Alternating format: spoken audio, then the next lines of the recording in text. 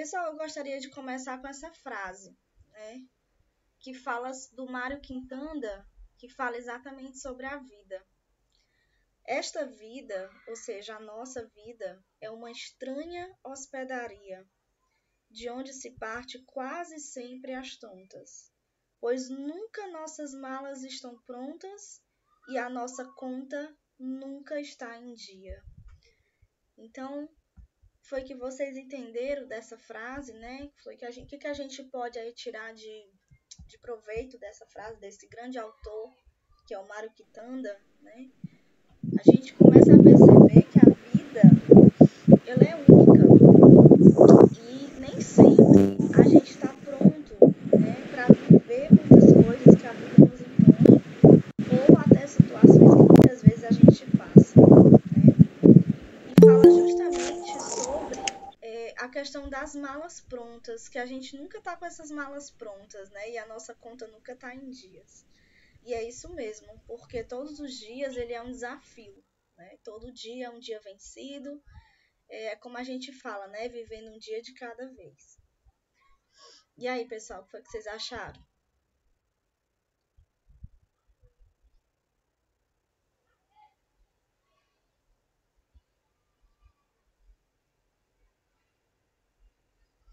A Gessiane, né, colocou que a morte é algo inesperado. Dificilmente estaremos preparados, é verdade. Nunca teremos vivido tudo o que poderíamos ter vivido, é verdade. É verdade, é isso mesmo. É algo que muitas vezes a gente não espera. E a grande diferença, e eu até considero até um desafio, é que a gente não está nunca preparado, né? A gente não está preparado para vivenciar algo que a gente sabe desde quando a gente nasce, que é a única certeza da vida que nós temos, que é a morte. Só que muitas vezes a gente quer não quer vivenciar essa morte, ou até muitas vezes a gente quer adiar, né? Muitas vezes a gente quer se livrar de algo que a gente considera como sofrimento e dizer eu não quero mais viver, né? Eu quero morrer. Então, é algo muito pessoal, né? Entrar nesse tema eu acho até um pouco até polêmico, como eu falei, né? É algo muito subjetivo. Essa aula vai ser não para impor, gente, nada a vocês, certo? Porque eu respeito a opinião de cada um, né, sobre os temas em relação à bioética, mas nós precisamos, como enfermagem, dar o nosso melhor na finitude de vida das pessoas, principalmente quando a gente fala sobre cuidados paliativos, né? Aí outra aluna colocou, né? A gente nunca está preparado, é verdade, Adriana. Nunca estamos preparados, né? Embora esperamos, mas na hora que acontece sempre tem aquele choque, isso, choque de realidade, né? Exatamente, é desse jeito. E é um grande aprendizado, Keila, né? Onde a gente tá, nunca vamos estar preparado para dizer adeus, principalmente para as pessoas que a gente ama, ou até mesmo sendo pessoas que não sendo da nossa família, a gente acaba sofrendo junto, a gente acaba se apegando, né? Aprendendo muito com eles e dando valor ao nosso bem maior, que é a vida, né? É assim. E aí, pessoal, eu trouxe aqui para vocês o juramento de Hipócrates, certo? Com relação a uma frase que desde a época da medicina antiga, né? A gente lembra que a gente estudou sobre Hipócrates. E aí ele fala nesse juramento que até hoje a medicina se baseia nele. Que ele fala: eu não darei qualquer droga fatal a uma pessoa, se me for solicitado. Nem sugerirei o uso de qualquer uma deste tipo. Então, Hipócrates, ele já dizia, né, que ele já considerava a vida como um direito, mas ao mesmo tempo como um bem maior. E ele dizia também que não daria essa droga fatal, ou seja, essa dose fatal, essa dose letal, né, ou qualquer combinação de drogas que pudesse aí despertar, que pudesse antecipar a morte, não é verdade? E aí eu queria fazer uma pergunta a vocês, né? Eu queria a partir de agora eu queria saber de vocês, quando começa a vida? O que é que vocês acham? Quando é o momento que dá início àquele passo, né? Dá início aí à construção daquela pessoa, ao desenvolvimento. Quando é que realmente, pessoal, vocês consideram que começa a vida? Queria saber a opinião de vocês. Porque temos várias opiniões, né? Tem gente que acredita que é só quando nasce. Tem pessoas que acreditam que é quando é a fecundação juntamente com o óvulo. O que é que vocês acham aí?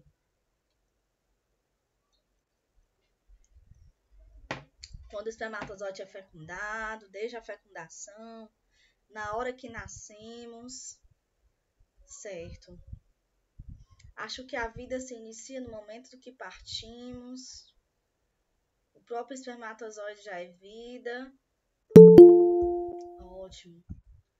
Quando chegamos nesse mundo, né? Esse mundo que a gente vive, quando nós nascemos. Pronto, é isso mesmo.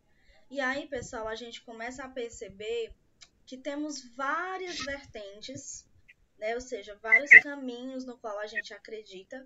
Por isso que eu tenho falado que desde o comecinho da aula, né, que eu disse que é muito subjetivo, né? Quando a gente fala, quando a gente acredita quando começa a vida, né? A minha opinião pessoal é exatamente o que eu coloquei na aula. Para mim, a vida começa quando ocorre a fecundação realmente dessa união, né? Que o óvulo tá aqui, o espermatozoide aqui, e ele fica nessa batalha e apenas um entra aí no óvulo para poder fecundar e formar o zigoto. Essa é a minha opinião, né? Em relação quando começa a vida. E aí, pessoal, a pergunta mais importante de toda a aula, né? Que eu considero. Trabalho, mãe? O que é que vocês acham? Você tá fazendo isso daí, né? Fazendo isso daí, né? Escrevendo, né, mãe? Keila? Parece legal. E aí, pessoal, o que é que vocês acham? A vida. Quem que pode colocar aí no chat a opinião de vocês? Professora, não entendi, não deu para entender o que a senhora falou. Pronto, eu vou repetir, Adriana. Eu queria fazer essa pergunta a vocês. A quem pertence a vida? Quem é que vocês acham? Existe algum dono da vida? Ou somos nós? Quem é que vocês acham? Vão escrevendo aí no chat a opinião de vocês.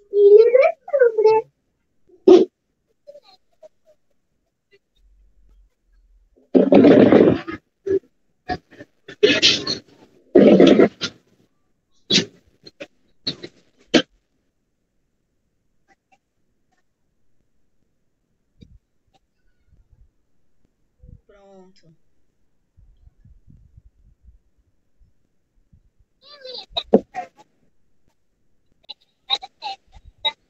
Pronto. A pergunta ela é muito pessoal mesmo, né? Ela é muito assim individual. Por que a gente pergunta aí a quem a vida pertence? Porque se a vida pertence a alguém, né, que não seja nós, então essa pessoa, esse ser ou esse Deus no qual a gente acredita, né, muitas vezes, muitas pessoas acreditam que seja um Deus, esse Deus ele tem o poder, já que a vida é dele, tem o poder de fazer nascer e tem o poder de tirar. Vocês concordam comigo? Não é verdade? Então, ao mesmo tempo que esse dono da vida, ele tira a vida, ele traz vida.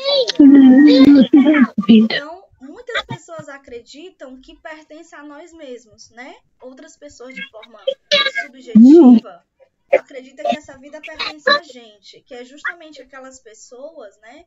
Que muitas acreditam que são a favor de várias práticas, né? Contra a vida. Porque elas argumentam, muitas vezes, que temos o poder de escolha. Já que nós temos o livre-arbítrio, nós temos o poder de decidir sobre o nosso fim de vida. Nós teríamos o poder de escolher, né? Porque a gente acha certo isso, o poder de escolher, de antecipar e dizer a data da nossa morte. Vocês já se imaginaram, pessoal? Eu, às vezes, eu fico me imaginando. Como é que seria se a gente soubesse a data da nossa morte? Como é que vocês se sentiriam? Eu acredito que eu ia ficar super desesperada, né? Assim, a gente imaginar, poxa, eu só tenho uma semana de vida e dessa uma semana eu tenho que aproveitar ao máximo cada minuto, cada segundo. Pera, Maria, deixa eu estudar, Maria. Com as pessoas que a gente mais ama. Imagina se a gente... Fechei o seu olho. Né? Keila, meu amor, tem como você desligar o seu microfone, por favor? Meu tá ligado. Pronto. Pois é, Adriana, né? Eu ficaria louca só de saber, eu também do mesmo jeito. Então, pessoal, é muito complexo, sabe? Mas vamos lá. E aí eu coloquei a minha opinião, né? Um pouquinho aqui da minha opinião, mas respeito a opinião de vocês também em relação à parte subjetiva.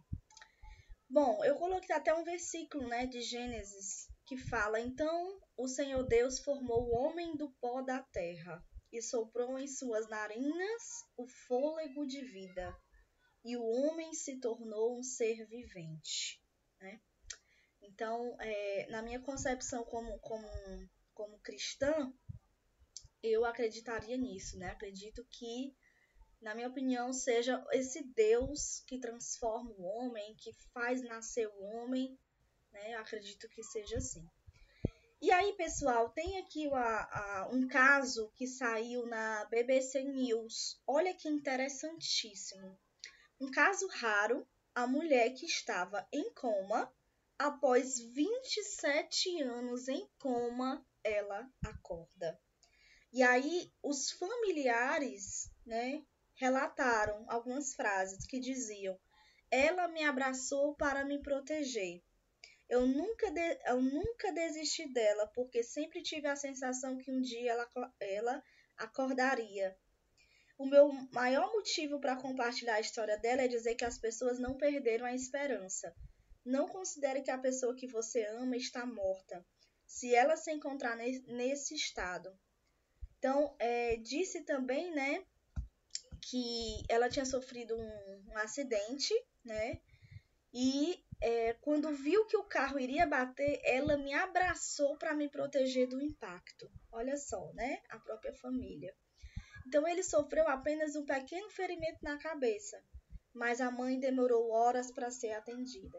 Então, isso aqui é um típico caso de esperança, de acreditar na vida, né? Vocês acreditam nesse caso? Olha só, imagina se a família tivesse desistido dessa situação, né?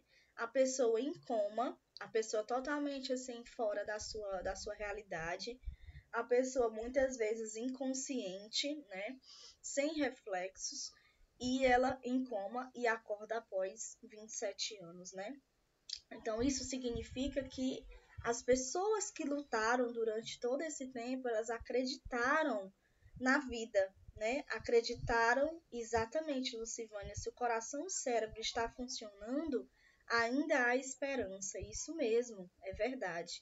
Então, nesse caso, a família teve a esperança de que ela acordaria. Agora, vocês imaginam se a família não acreditasse, né?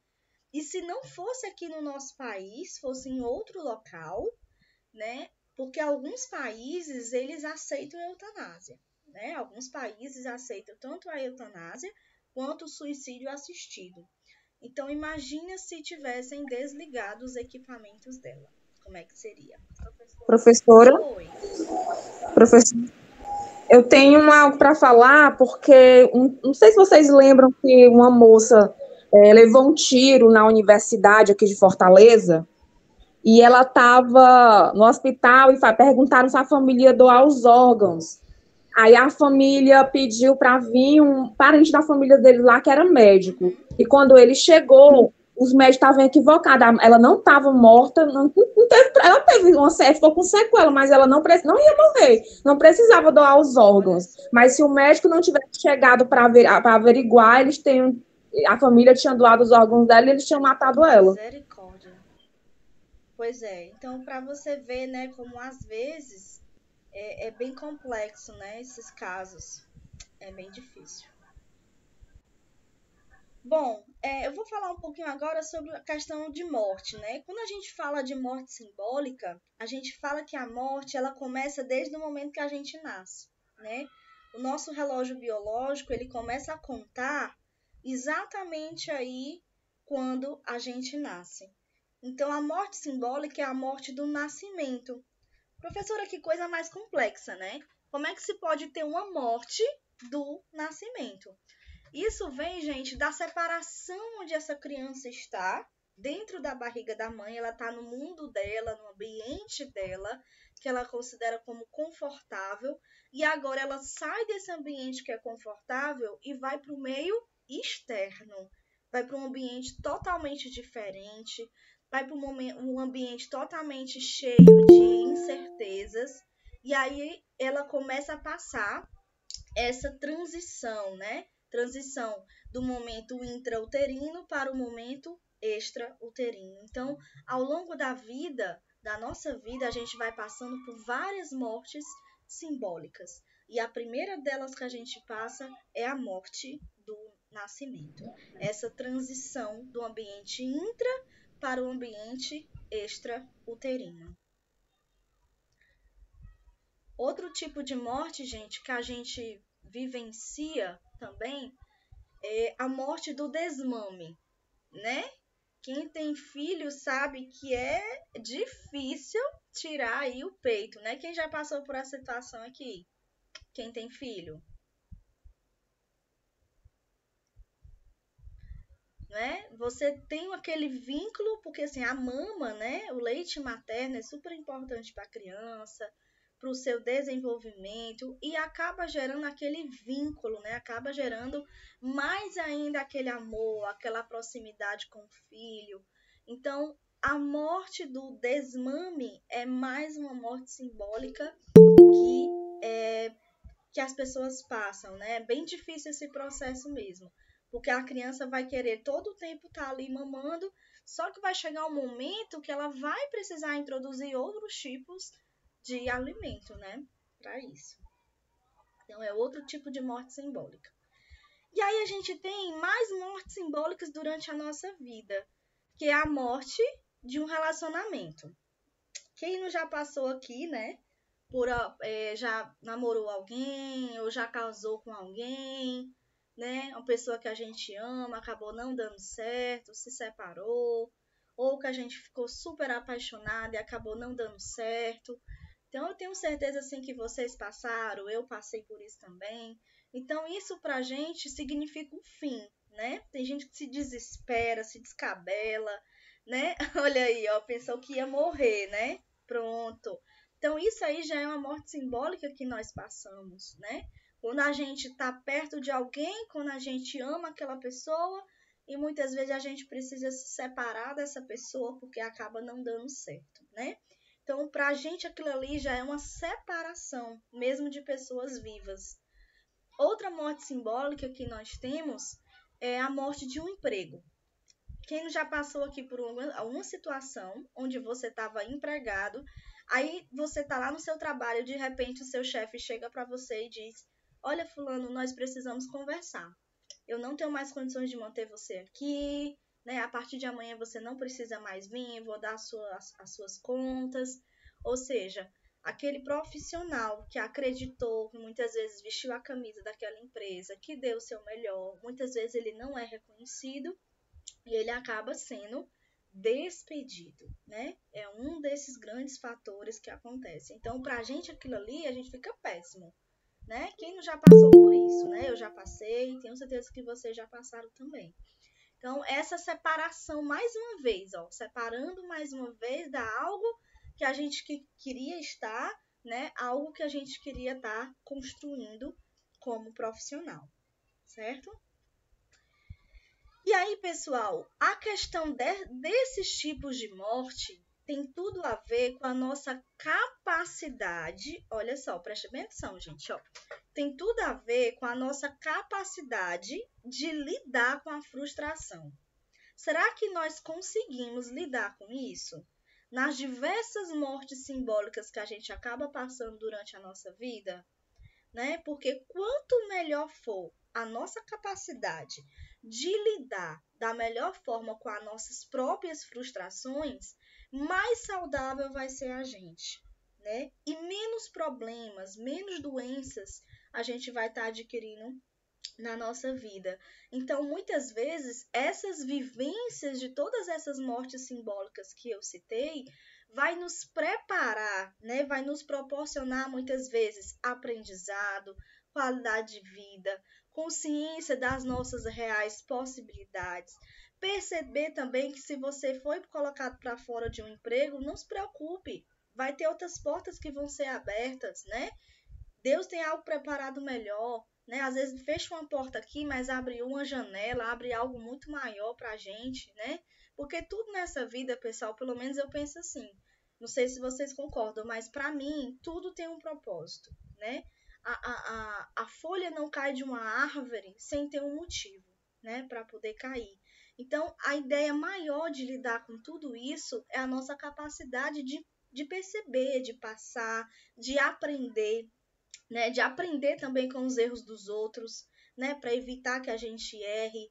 Então, isso tudo significa lidar com os problemas, entender o que está acontecendo, aprender, né, ser uma pessoa melhor e lidar principalmente com as nossas frustrações, porque acaba a gente passando durante todas essas mortes simbólicas por várias frustrações na nossa vida, né? Por exemplo, se um relacionamento que é uma morte simbólica não deu certo, vai aparecer uma pessoa na sua vida, né, que vai te fazer feliz mais ainda, porque tudo existe um tempo debaixo dos céus, né, para tudo. Então, se não deu certo aqui, vai dar certo depois, né? Por exemplo, na minha vida pessoal, o meu marido atual, que é o Henrique Único, né? Não sei se vocês conhecem ele é professor também.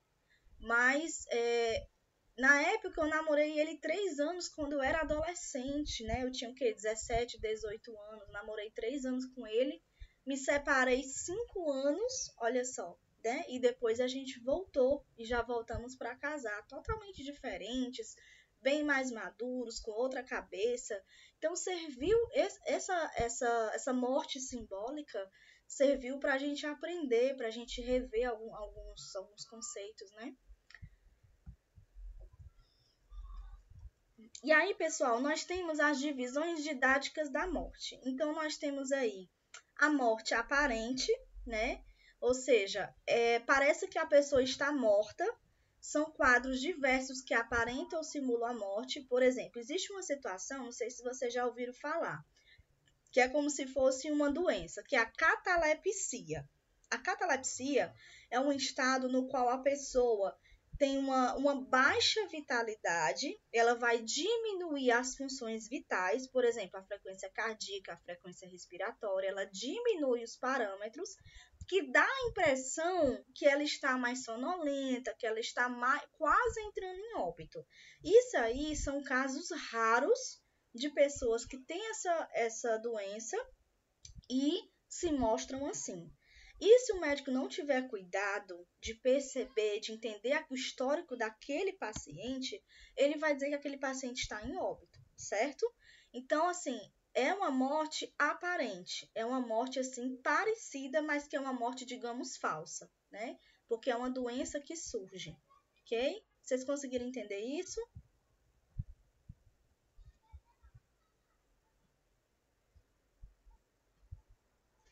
E aí nós temos a morte relativa, né? A morte relativa, ela é a parada das funções vitais, ou seja, função respiratória, função circulatória, que é o sistema cardiovascular, o sistema nervoso, certo? No qual pode ser feita aí uma reanimação cardiopulmonar. Por exemplo, paciente, ele entra em parada cardiorrespiratória. Como é que ele entra em parada cardiorrespiratória?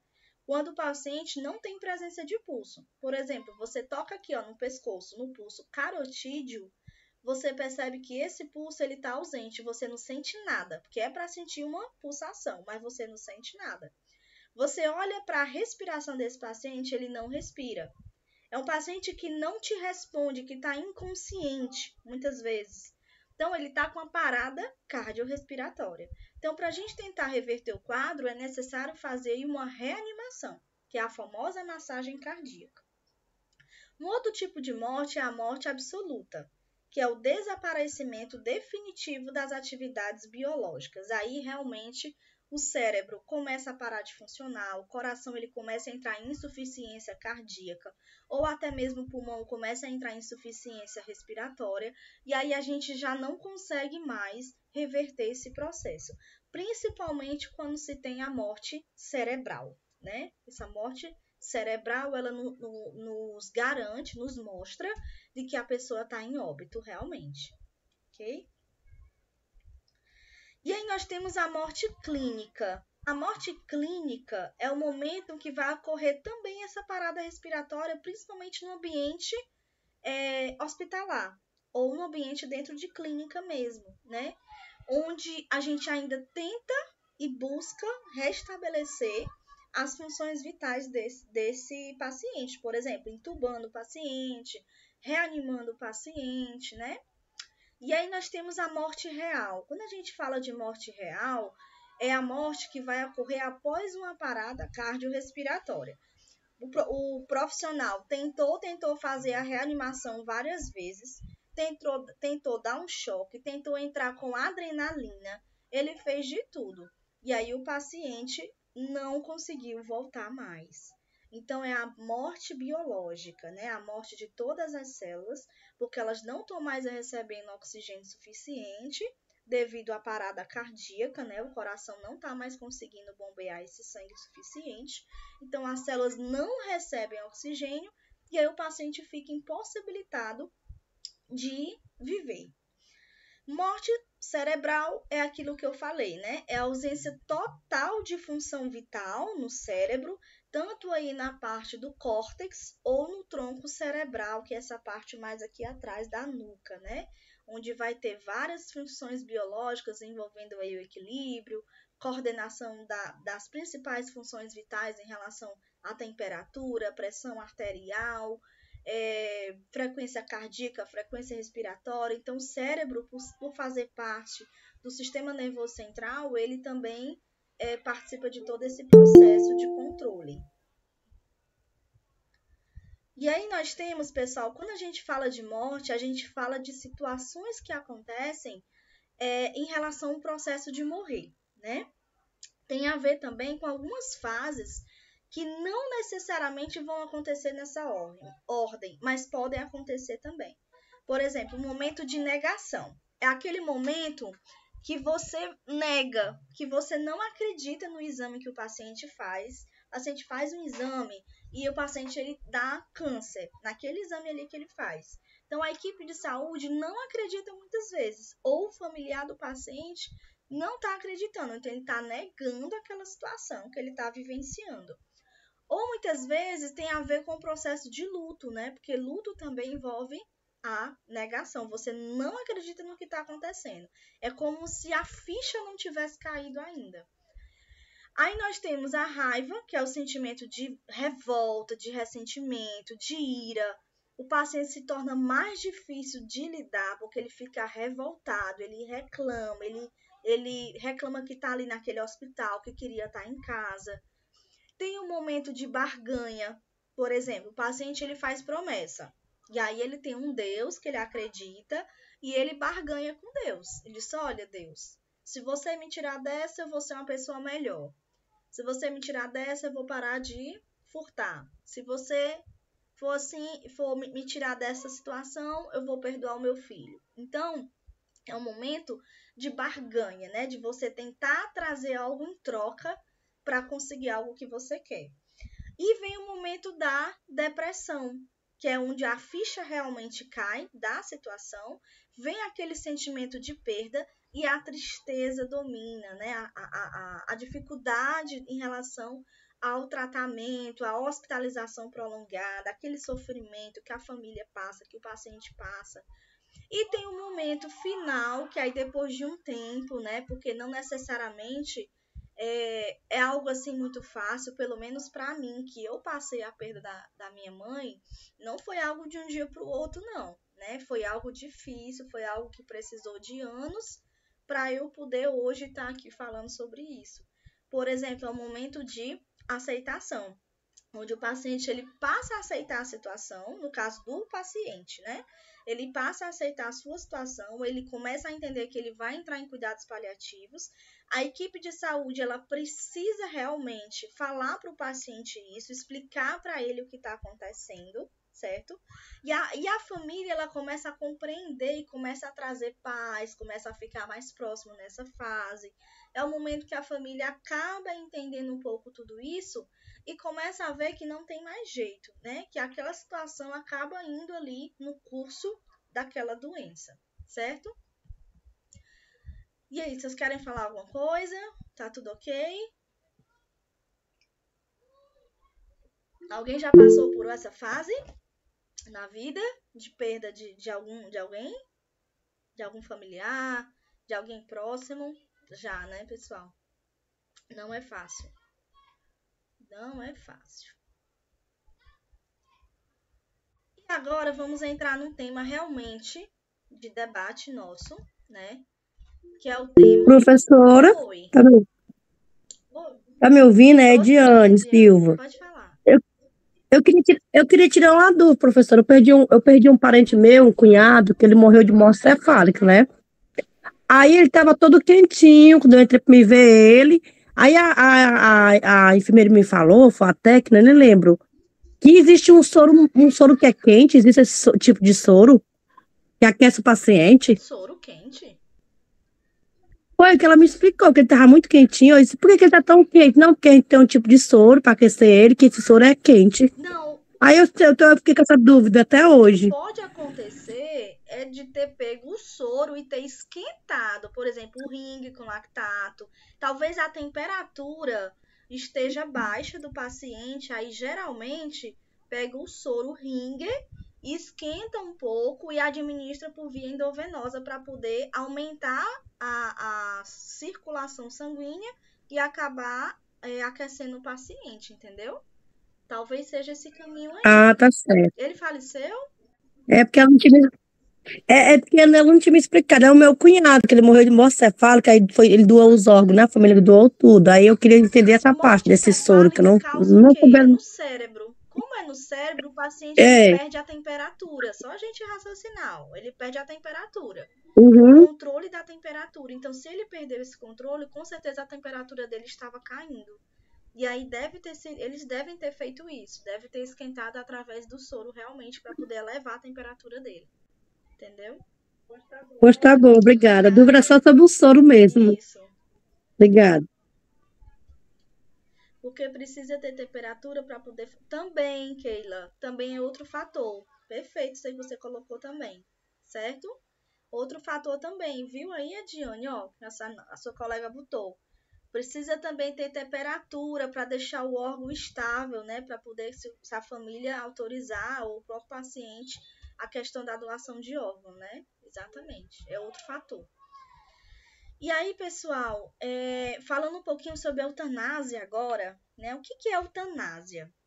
A eutanásia, ela é definida por uma conduta no qual o paciente, muitas vezes, ele está em estado terminal, né? Ele tem uma doença, no qual essa doença ela é incurável, o paciente está em sofrimento constante, né?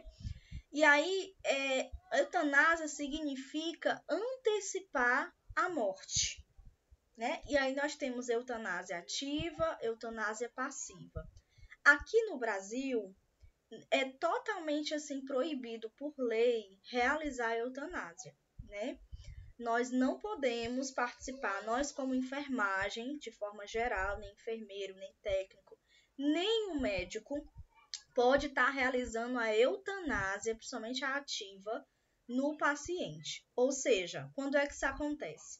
O paciente está nesse estado, certo? Onde um médico fala para o paciente, olha, você não tem muito tempo de vida. você tem 3 ou 6 meses de vida. E aí ele faz um coquetel de medicamento, certo? Que pode ser administrada aí por via endovenosa, por exemplo, tá? E aí vai gerar parada cardíaca, parada respiratória. Então, o médico, ele é o agente que vai causar a morte no paciente. Ele está antecipando, ele não está esperando o curso natural daquela doença acontecer. Vocês estão conseguindo entender, gente, sobre isso? Entenderam o que eu falei? Professora, Oi. isso também serve para a pessoa que teve morte encefálica? Bom, aí a gente vai falar também sobre isso aí, né? A questão, por exemplo, se o paciente teve morte encefálica, né? E aí a questão de desligar os equipamentos. Como é que fica, né? A questão sobre a eutanásia. Porque, assim, é você antecipar a morte. De forma geral, o que eu vou mostrar aqui em relação a vocês é o Código de Ética da Enfermagem, que proíbe totalmente qualquer tipo de eutanásia, certo? E também o Código de Ética Médico, que eu vou mostrar aqui para vocês também, que não é possível, tá bom? Em relação, somente em caso de anencefalia, né? Ou seja, morte do cérebro, que eles aceitam aí desligar os equipamentos, né? Ok? Mas eutanásia é justamente quando o médico entra com algum medicamento para dar para o paciente para ele poder antecipar a morte, ok? Dele. Então, aqui no Brasil é crime de homicídio. Tá? Não se pode jamais realizar aqui no Brasil esse ato de você, o paciente está mal, eu vou dar aqui um medicamento para ele e ele vai morrer. Não, eu não posso fazer isso aqui. Totalmente proibido. Eu estou matando uma pessoa. Tá bom? Mas em muitos países, principalmente os países europeus, tá? Por exemplo, aí a Bélgica, que foi o primeiro país a aceitar a eutanásia, certo? Lá é tranquila a eutanásia. Alemanha, Holanda, todos esses países, eles são a favor da eutanásia. Então, a eutanásia, ela vai envolver 3 questões básicas, que é a questão moral, que vai trazer aí, lembra que a gente falou sobre moral? O que é certo, o que é errado, e aí é algo muito subjetivo também, porque umas pessoas elas são a favor da eutanásia, né? Ou outras pessoas são contra a eutanásia, né? Se você fizer uma pesquisa, a gente vai ver que tem respostas variadas. Então, por exemplo, a Lari colocou, na Holanda pode quase tudo, é verdade. Na Holanda é desse jeito mesmo. Então, tem essa questão moral que eles falam que é o direito de escolha do paciente. O paciente não quer mais viver. Ele não consegue mais tolerar o sofrimento que ele vive, né? Ele não está mais acreditando em tratamento, a família não acredita mais, a família está sofrendo também. Então, quem é a favor da eutanásia argumenta que o paciente ele tem um livre-arbítrio, ele tem um direito de escolha, certo? E ele pode optar se ele quer viver ou se ele quer morrer. Por exemplo, na Suíça, existem 2 clínicas legalizadas lá que realizam tipo de eutanásia, certo? Lá na Suíça. E aí tem as questões também dos contras, onde as pessoas que são contra a eutanásia, principalmente aqui no Brasil, porque a gente não tem lei que regulamente essa prática, as pessoas que são contra, elas vão pensar, poxa, se eu sou enfermagem ou se eu sou médico, eu preciso acreditar no valor da vida. A gente estudou, a gente aprendeu que a gente deve salvar a vida. Então, aí já começa a ir contra o nosso código de ética, que fala que a gente cuida do ser humano até o fim da vida e diz que o médico pode salvar aquela pessoa, né? Ele tem o dever de buscar o caminho aí para tentar salvar. Outra questão também, muito assim polêmica, é a questão da religião, né? Algumas religiões são contras e outras também são a favor. Geralmente, as religiões cristãs, vamos supor aí no caso católico, evangélico, né? eles acreditam que a vida ela é dada por Deus, ou seja, ela é um dom divino, e que o homem ele não tem esse poder de interferir nessa vida. Ou seja, nós não temos o poder de escolha de dizer, hoje eu não quero mais viver, hoje eu quero morrer, tá certo? Então, nessa parte religiosa, isso aí também é bem complexo. E aí nós temos a parte das questões legais. Quando a gente fala de questões legais, a gente fala a parte que envolve o direito, né? A gente fala da legalização, que vai falar sobre as leis e os códigos de ética. E aí, como eu falei a vocês, eu vou mostrar aqui a vocês no código de ética, tanto do médico quanto da enfermagem, aqui no Brasil, que é totalmente proibido a gente participar de prática de eutanásia, ok? E aí, a eutanásia no mundo? Olha só como é que funciona, né? A eutanásia ela é um direito previsto legalmente em alguns países. Então, lembrando que a eutanásia ela pode ser feita com uma vontade própria, ele é um ato, o paciente se decide que não quer mais viver, é um ato individual e ele tem aquela vontade, certo? Quando esse paciente ele está em plena consciência. Então, nós temos aí 3 países básicos que eu coloquei para vocês, né? Em relação à Holanda, olha aí, ó, foi que vocês falaram sobre a Holanda. Na Holanda, foi o primeiro país a permitir a prática dessas intervenções. Ou seja, o paciente ele tem o poder de decidir, só que ele tem que estar lúcido, ele tem que decidir, certo? Sobre o assunto. E lembrando também que tem que ter um segundo parecer médico. O médico também tem que autorizar aí essa prática, até porque o médico participa também dessa morte, né? E aí nós temos na Holanda o suicídio assistido, que é o ato praticado pelo paciente. A gente tem que ter uma diferença, pessoal, para a gente não confundir eutanásia ativa com suicídio assistido, tá certo? São 2 coisas diferentes. Por exemplo, a eutanásia é o ato do médico preparar aquele coquetel de medicação, tá? Autorizar e dar para o paciente e fazer o paciente usar. Por exemplo, aplica imediatamente uma dose letal na veia dele. O paciente está recebendo aquela dose letal feita pelo médico. Isso aí é eutanásia. Estou matando uma pessoa. O suicídio assistido é o médico pegar um coquetel de medicamento, preparar uma bebida, entregar para o paciente e dizer, pronto, tá aí. Agora tu vai tomar esse medicamento para poder você morrer. E aí o paciente comete um suicídio, certo? Assistido pelo médico. O médico entregou o medicamento e o paciente tomou. Vocês estão entendendo aí a diferença? Me digam aí se vocês entenderam.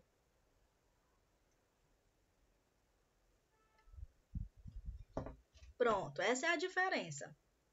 Nenhuma das 2 práticas, sejam ela eutanásia ou suicídio assistido, é totalmente proibida aqui no nosso país, certo? Não pode ser feita nenhuma dessas 2 práticas. Mas na Bélgica, na Suíça, na Holanda, na Alemanha, tudo isso é feito por lá. E nos Estados Unidos, existem 4 estados que são permitidos. Estado de Oregon, estado da Califórnia, certo? E tem mais 2 aí que eu não estou lembrando o nome. Então, são 4 estados que são permitidos nos Estados Unidos. Na Suíça, certo? Ó, o que é que fala aqui na Suíça? Concedeu o direito ao paciente de escolher. É como se fosse um turismo da morte, né? Pessoas de diversos países vão lá para realizar esse procedimento. Tem um caso que eu vi de um jornalista, eu acho que eu até botei aqui na aula para vocês, que ele não poderia cometer esse ato aqui no Brasil, porque é um ato proibido. Ele viajou para a Suíça e lá ele cometeu aí o suicídio assistido, né? E aí nós temos aí a Bélgica, né? A Bélgica, ela inocenta médicos, ou seja, não tem uma culpa nenhuma em relação ao médico na prática da eutanásia. Ela autoriza o paciente que tem doenças terminais voluntariamente a realizar tanto o suicídio assistido quanto a eutanásia. Então, o médico de boa, ele pode realizar, com o consentimento do paciente, realizar a eutanásia. Ele não vai ser culpado por esse ato, não. Vai ser super tranquilo, porque a Bélgica vai inocentar aí os médicos que realizam essa prática. Tanto aí também o suicídio assistido, ok? Então, para vocês perceberem como isso acontece em outros países, certo? Esse suicídio assistido é o mesmo que é feito nas penas de morte? Depende da pena de morte. Qual seria a pena de morte? Cadeira elétrica? Como é? Como é que seria, né? Tem vários tipos de pena de morte.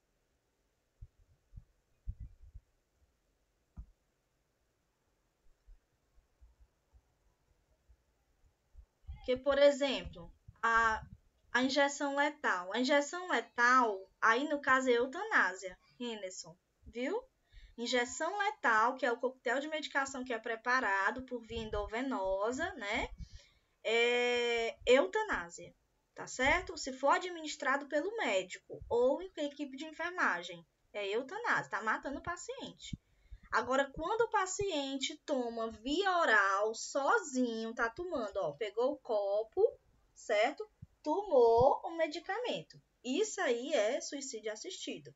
Mas quem colaborou com isso aí foi um terceiro. Quem é? O médico, certo? Ele prescreveu, a enfermagem preparou e o paciente pegou com a mão dele mesmo e tomou o coquetel. E aí ele falece, certo? Isso é o suicídio assistido. O suicídio, o nome já está dizendo, o paciente se mata, mas se mata com a ajuda do médico, ok? Entenderam aí, Rennes, Adriana?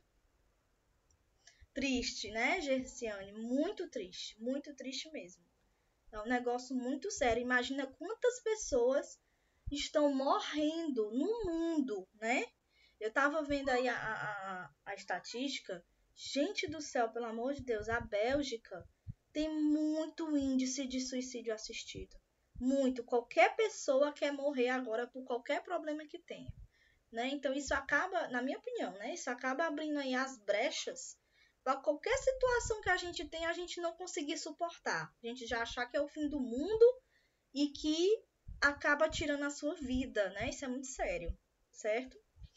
Pois é, Adriana, existe sim, minha filha. Eu também estava bem por fora. Quando eu comecei a estudar, eu vi que isso existe. Graças a Deus que não existe aqui no Brasil, né? Até então. Mas vamos lá, ó. Quais são os tipos de eutanásia? Então, nós temos aí eutanásia ativa. Esse tipo de eutanásia é que ao invés de simplesmente deixar morrer, o médico faz alguma coisa para matar o paciente. Ou seja, ele vai abreviar a vida do paciente. Por exemplo, o médico ele pode usar um produto letal para abreviar a vida do paciente. Então, nós acabamos de falar da injeção letal, né? Ou aí por via endovenosa, por exemplo. Então, isso aí é uma eutanásia ativa, participativa em relação ao médico, certo? Ou seja, ele faz que nem o enfermeiro. Exatamente! Por isso que eu pedi para vocês assistirem o filme, quem tiver o Netflix. Pega esse final de semana, assiste, gente, porque esse filme é incrível. Ele mostra exatamente a eutanásia ativa que o enfermeiro da noite faz, né? Porque ele sai matando literalmente os pacientes, certo? Então, o que ele faz ali é eutanásia ativa, ok? Indução do processo de morte por meio de injeções letais. Isso, desse jeito mesmo, né? Ou desligamento de aparelho. Então, a pessoa tá viva, tá com o cérebro ativo ainda, certo? E aí desliga o equipamento, porque o paciente decidiu que não quer mais viver. Então, eu tô cometendo eutanásia, certo? O enfermeiro da noite se justificou dizendo que queria acabar com o sofrimento. Olha só, tá certo? Olha aí como é que é, né? Mas aí tem que ver em qual país ele tá. Brasil é proibido. Tem local aí que é de boa, que é tranquilo. Você mata, normal, matou a Deus, vem outro, desocupa a vaga da UTI, né? Tem médicos que eu estava até estudando e vendo que tem médicos que fazem isso, pessoal, para poder desocupar os leitos da UTI. Vocês acreditam num negócio desse? Que a pessoa nem para ter assim, uma dignidade na morte ela tem. Uma coisa mais absurda, né? Não justifica de forma alguma, né? Verdade.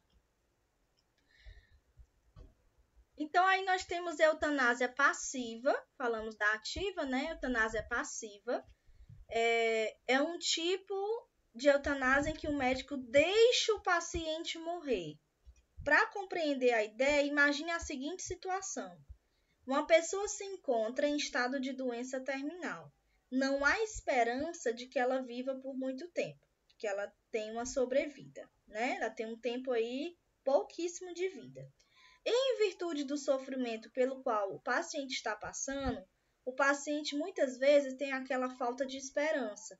Ele relata que quer morrer, que não aguenta mais, que é para aliviar o sofrimento, como se essa fosse a única alternativa, né? Na eutanásia passiva, o que é que o médico faz? Ele faz uma série de procedimentos, por exemplo, ele não utiliza os equipamentos, ele não entuba o paciente, né? Ele não liga o ventilador no paciente quando é necessário, né? Então, assim, são situações que não vão prolongar, muitas vezes, a vida desse paciente, certo? Então, o médico no caso aí, como se fosse omisso. Ele não realiza os procedimentos que eram para realizar naquela pessoa, para fazer o quê? Para buscar no último minuto tentar salvar, certo? Por exemplo, quando a minha mãe estava na UTI, o médico me chamou, né? E aí ele falou que eu era a mais responsável por ela. E aí ele me chamou para conversar e ele me perguntou, em relação à sua mãe, você vai querer que a gente reanime? Vai querer que a gente entube? E aí eu respondi, né? Eu disse, doutor, faça o que for necessário. Faça o que for necessário e o que for importante para a vida dela, para a gente buscar salvar. Falei desse jeito. Eu não pensei nem duas vezes de falar que não entubasse, né? Que não fizesse nada, né? Porque eu sempre acreditei, assim, eu particularmente, acreditei que a gente deve ir até o último minuto. Sei que dói, sei que sofre, né? Mas eu, Maeva, acreditei até o último minuto, certo? Bom, o suicídio assistido, vamos falar aqui um pouquinho, para a gente relembrar. O suicídio assistido é a prática também de abreviar a vida do paciente. Também vai estar matando o paciente de qualquer forma. Porque o paciente ele está sofrendo, né? Para o paciente e para a família é um sofrimento insuportável, que não tem perspectiva de vida. Só que, como eu falei, no Brasil essa prática ela é proibida, tá? O próprio paciente não pode se matar porque ele considera que aquele sofrimento não é mais suportável, certo? Mas Luxemburgo, Holanda, Canadá, Alemanha, Bélgica, principalmente, Suíça, são países que acreditam no suicídio assistido, né? Então, o suicídio assistido, ele é consciente, ele é intencional e tem a ajuda de terceiros. Quem é terceiros? Médico, a enfermagem, né?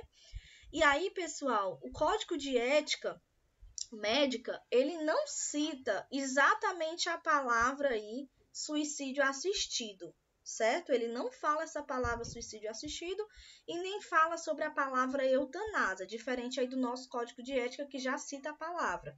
Mas no artigo 41 do Código de Ética Médico diz que veda, ou seja, proíbe ao médico abreviar a vida do paciente, mesmo que o paciente solicite, ou mesmo que seu representante legal peça, né? Então, totalmente aí proibido aqui no Brasil, tá bom?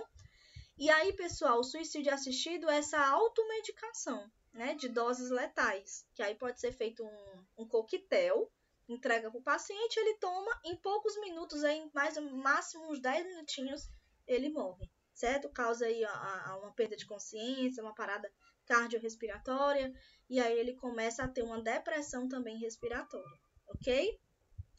E aí, quando a gente fala, quando é mencionado a eutanásia no Código Penal, que aí já entra a parte do direito, fala que a eutanásia é um homicídio piedoso, né? Que também é errado, é matar, é tirar a vida de uma pessoa, certo? No suicídio assistido de forma intencional com a ajuda de terceiros, põe-se fim à própria vida, ingerindo ou auto-administrando para o paciente os medicamentos legais, certo? É desse jeito. Keila, me fala um pouquinho aí da sua experiência, você que trabalha, né? Acho que foi você que me falou, né? Que trabalha nos cuidados paliativos. Como é que funciona essa questão sobre aparelhos? Como é que está sendo aqui no Brasil?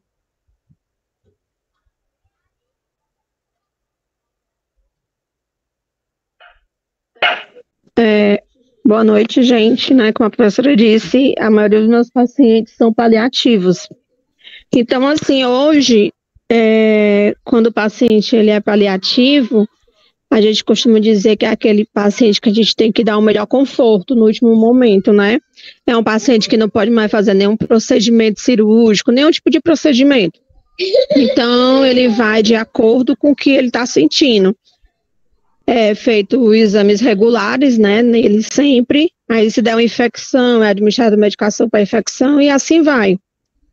E hoje tem o termo, né, que a família assina, principalmente pacientes terminais de câncer, que a família assina, né, se quer que entube, se não quer, se quer que vá para UTI, se não quer. Aí o médico chama, né, a família e conversa e pergunta se eles querem, né? Alguns não aceitam, outros aceitam e assim vai. É isso mesmo, verdade. No meu caso, eu também participei disso, né? Porque eu aceitava, né? Aceitava mesmo sendo doloroso. A minha opinião era que deveria fazer de tudo, né? Em relação à minha mãe, que a minha mãe era uma paciente de câncer também. Ela faleceu por causa disso. Obrigada, Keila. Então, pessoal, eu trouxe esse caso aqui, ó, para vocês, desse cara. Olha só, né, ó.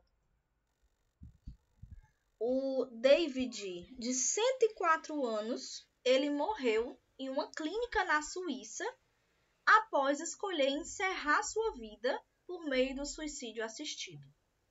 Então, aqui no Brasil, ele não conseguiu fazer.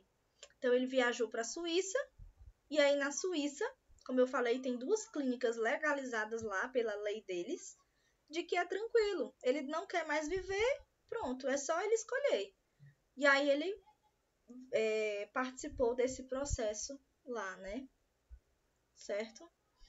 E aí, como eu falei para vocês, né? A prescrição é de altas doses de medicação, né? No caso aí de forma passiva, né? O suicídio assistido, através muitas vezes de persuasão ou de encorajamento ao paciente. Agora a pergunta é, será que realmente esse paciente ele decidiu sozinho isso? Ou será que ele não foi coagido, ele não foi persuadido por profissionais da equipe de saúde, né? Tem essa questão também. Então, em que momento esse paciente decidiu tirar a sua vida e o que foi que levou a ele a fazer isso, né? O que foi que despertou nele esse ato? Só porque ele não conseguia realmente lidar com o sofrimento dele? Ou foi outra questão, certo? Porque muitas vezes essas pessoas já têm traumas, né? Muitas vezes. Pessoas que não têm, às vezes, um preparo emocional, né? Para poder lidar com os problemas. Muitas vezes é assim, certo? Tudo ok em relação à diferença aí, pessoal, da eutanásia por suicídio assistido?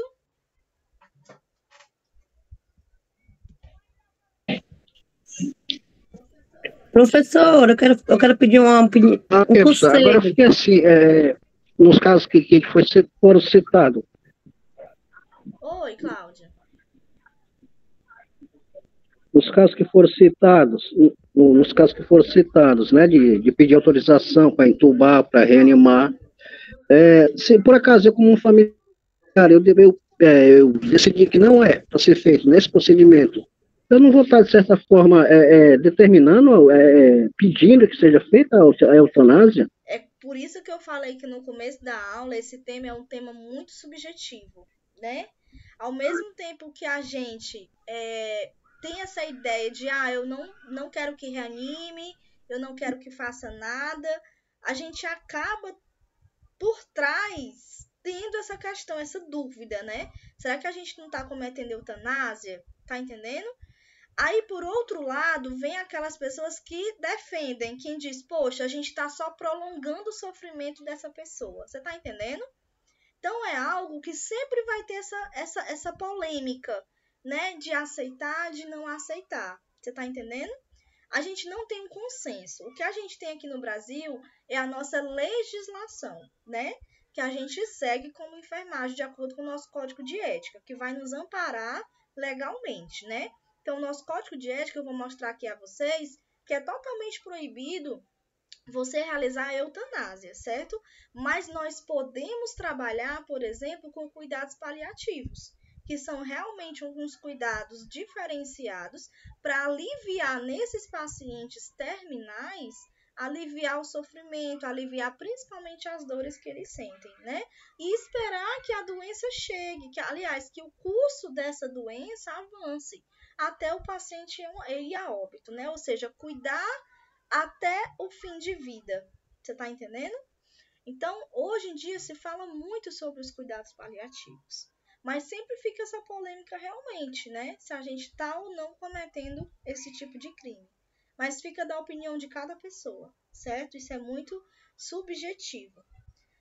Minha mãe, eu e meus irmãos, a Keila, né? Não aceitamos, pois ela já sofreu há muito tempo e foi paciente paliativa e resolveu me deixar até mesmo por vontade dela. Pois ela sempre pediu para não sofrer, não ser ligada. Pronto, foi uma decisão aí da sua própria mãe, né? E em relação a você e os seus irmãos. E realmente tem que ter aí um representante legal, que no caso é a família.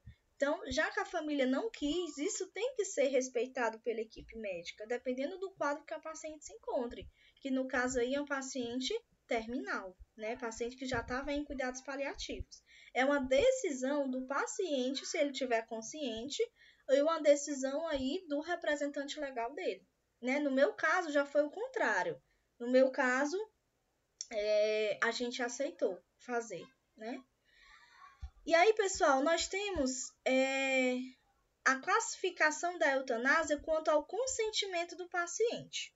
Então, nós temos aqui 3 tipos de eutanásia. Nós temos a eutanásia voluntária, não voluntária e a involuntária.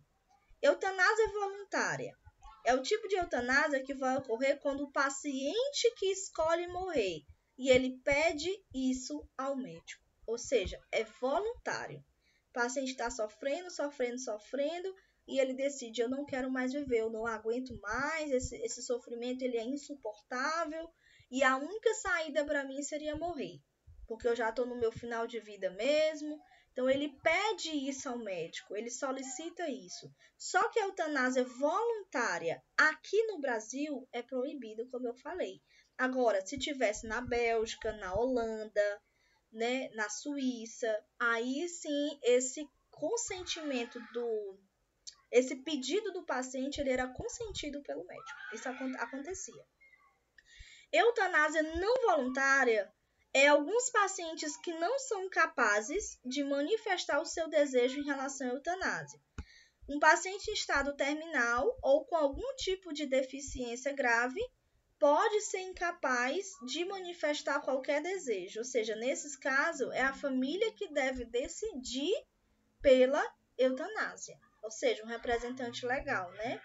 Então é chamada de eutanásia não voluntária, porque não foi solicitada pelo paciente, mas sim pelo representante legal do paciente, né? Que no caso, por exemplo, é a família. A eutanásia involuntária é quando a morte ela é provocada contra a vontade do paciente. E aí, será que lá naquele filme, né, o Enfermeiro da Noite, será que realmente a morte ela era contra ou não a vontade dos pacientes que o enfermeiro matou? Vocês estão entendendo? Pode até ter se encaixado aí, em 2 situações. A eutanásia ativa, porque ele que praticou o ato, né? Ele foi o agente que causou, ou pode ter sido também aí a eutanásia involuntária, que nem todo paciente ele quer morrer, não. Ele quer viver. Então, às vezes, é contra a vontade dele. Foi o que ele fez lá no filme, né? O Enfermeiro da Noite. Certo? Tudo bem? Até aqui?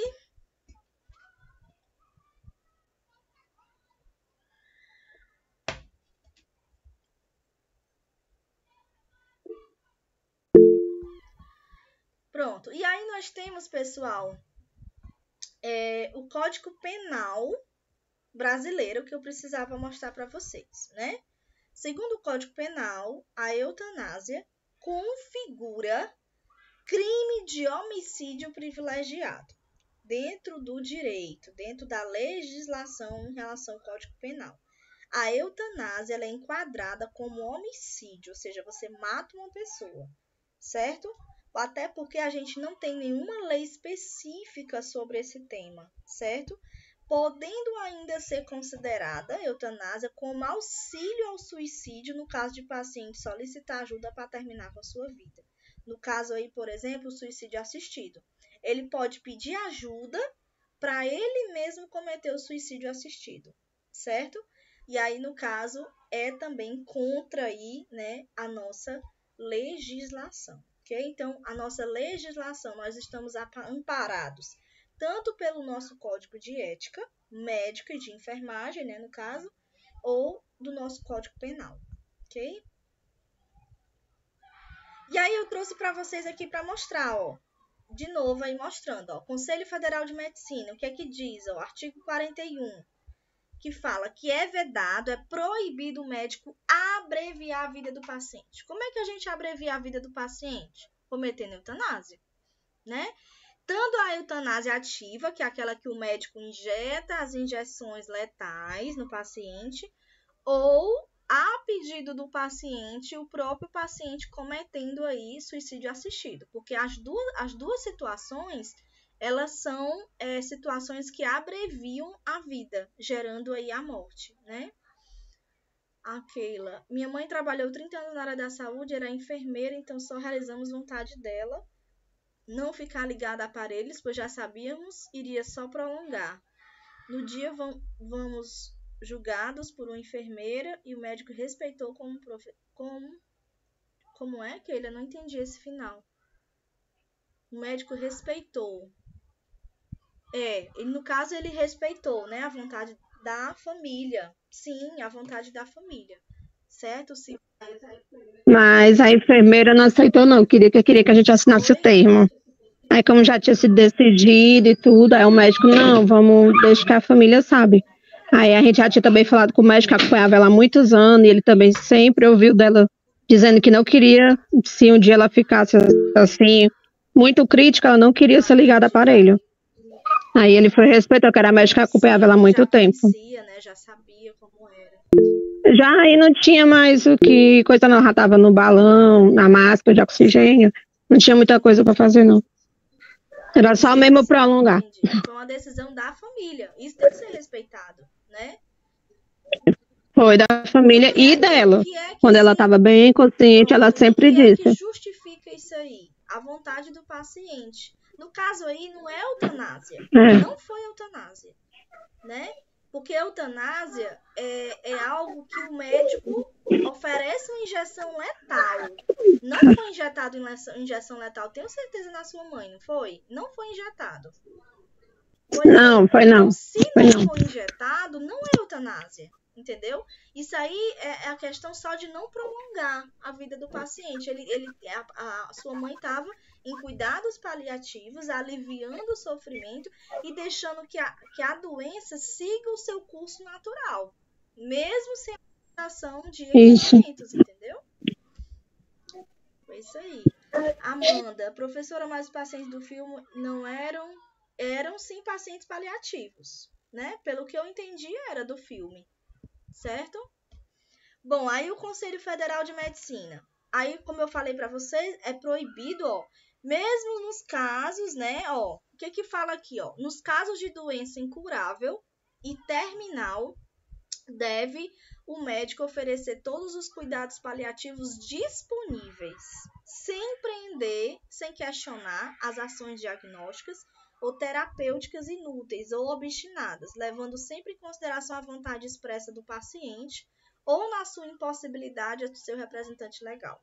Foi o que aconteceu aí com a Keila, né, com relação à mãe dela. Então, foi respeitado, foi obedecido o Conselho Federal de Medicina, dizendo que o médico, apesar de ser uma doença incurável, terminal, o médico deve oferecer os cuidados paliativos para aquele paciente, certo? E não matar, né? Não chegar a matar, porque está errado. Vamos falar um pouquinho agora sobre o Código de Ética, último, né, que saiu aí da enfermagem. Vamos relembrar, tá bom?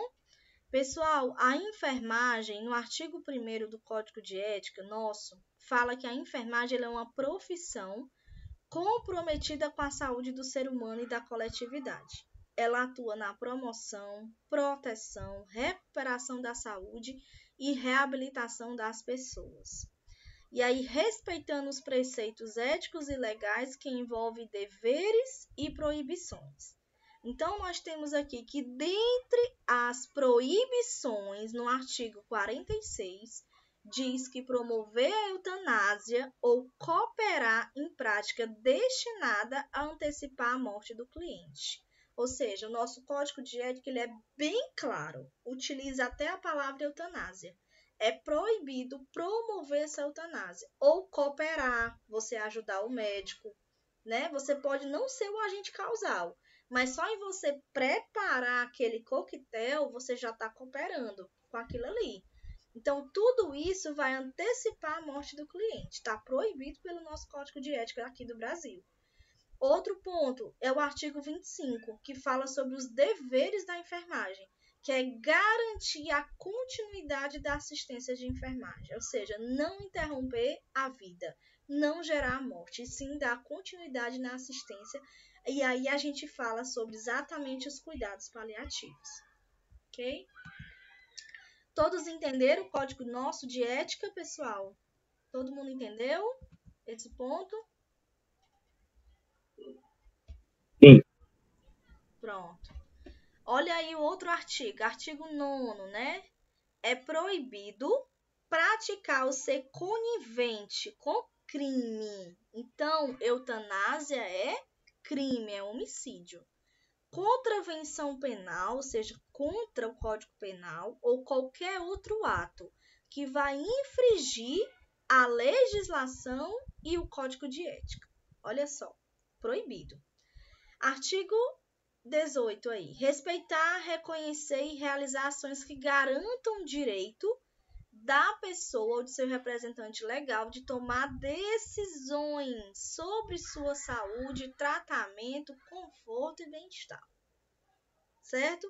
No caso aqui, não é questão de tomar decisão em relação a tomar um coquetel e participar do suicídio assistido, não. É uma decisão, por exemplo, de não ligar um equipamento, de não reanimar um paciente, de não entubar o paciente. Aí é diferente. É você deixar aquele curso natural da doença acontecer, tá bom? Artigo 29º. É proibido promover eutanásia, já falei, né? Promover eutanásia ou participar em prática destinada a antecipar a morte do cliente. Ok? Essa frase, gente, esse slide saiu meio torto, mas dá para mostrar para vocês, Cicely Saunders foi uma grande enfermeira, médica, que trabalhou muito com cuidados paliativos e ela fundou exatamente aí os cuidados paliativos. E ela disse uma frase muito interessante, né? Que ao cuidar de você, ou seja, ao cuidar de você no momento final da vida, quero que você sinta que me importo pelo fato de você ser você, que me importo até o último momento de sua vida e faremos tudo o que tiver ao nosso alcance, não somente para ajudá-lo a morrer em paz, mas também para você viver até o dia de sua morte, né? Então a Cicely, Ela foi enfermeira, ela foi médica, foi ela que implantou, principalmente nos Estados Unidos, os cuidados paliativos, né? Foi ela que trouxe isso aí para o mundo, certo? Inclusive, tem até um hospital lá nos Estados Unidos com o nome dela, né? O dia que vocês forem lá, vocês não deixem de conhecer, visitem lá o hospital, muito interessante. Aí falamos da eutanásia, acredito que todos entenderam, né, pessoal? Todo mundo entendeu aí a eutanásia, o suicídio assistido, a diferença de um do outro. E agora a gente vai falar um pouquinho sobre a ortotanásia, certo? A ortotanásia significa a morte correta, ou seja, morrer no tempo correto. Eu não estou abreviando a vida, eu estou deixando que as coisas aconteçam. Não prolongando artificialmente o processo de morte, não, certo? Eu não estou ligando o paciente em equipamentos, eu não estou entubando o paciente, então eu estou realizando a ortotanásia. Ela se configura pelo procedimento onde o médico suspende o tratamento, certo? Que pode ser aí devido a pedido, por exemplo, do representante legal ou respeitando a vontade do paciente, realizando apenas práticas terapêuticas paliativas para aliviar principalmente dores que o paciente sente, né, nessa fase, a fim de evitar, a fim de que o paciente evite, né, as dores e o sofrimento na fase terminal, ou seja, quando ele tem doença que não tem chance de cura, certo? Então, a pessoa recebe um cuidado mais digno, um cuidado mais humanitário, mais respeitoso. O paciente ele é assistido de uma forma mais natural possível para que ele consiga exatamente fazer o que a frase da Cicely diz, que é o quê? Que é deixar que a doença aconteça, né? Deixar esse curso natural e que a gente consiga dar o melhor até o último dia de vida, né? A gente vai conseguir fazer isso aí dentro dos cuidados paliativos, ok? Então, quem não lembra dessa pessoa? Quem é essa pessoa aqui, gente? Alguém lembra? Botem aí no chat se vocês lembram o nome dela. Quem é?